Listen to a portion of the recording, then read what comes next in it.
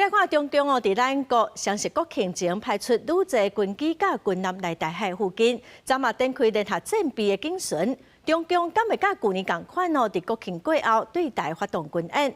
国防部长郭立雄是表示讲，咱的国军拢会监控。另外，针对美国国防部印太安全助理部长提名人约翰卢是表示讲，伊支持美国总统川普提出的，咱台湾的国防预算应该达到占 GDP 的10%。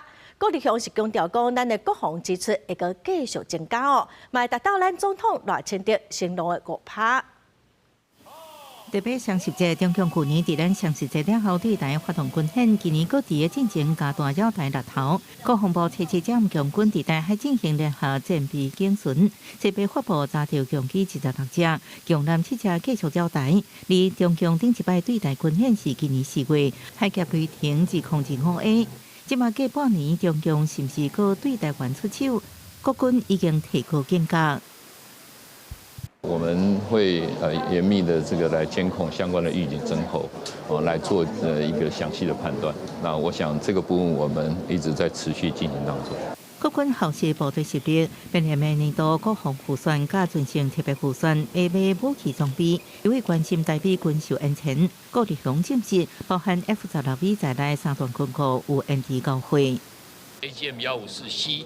F-16呢，预计还是我们期望在明年年底以前能够交易。好了，那另外还有 Mark 48的鱼雷，这个大概就去了。我下一个题了，大概都在这个准时交易或者提前交易。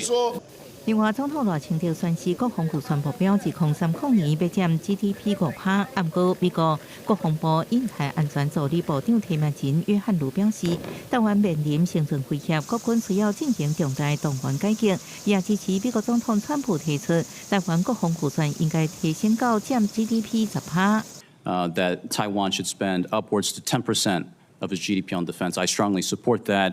核心的国防的支出我们明年应该会超过3%，当然我们会逐步增加，那来实现最后我们总统所承诺的5%。郭立雄强调，国防改革在进行当中，包含去中心化机关进步式指挥、实战化训练、后备制度改革，国军会继续提升自我防卫能力。记者综合报道。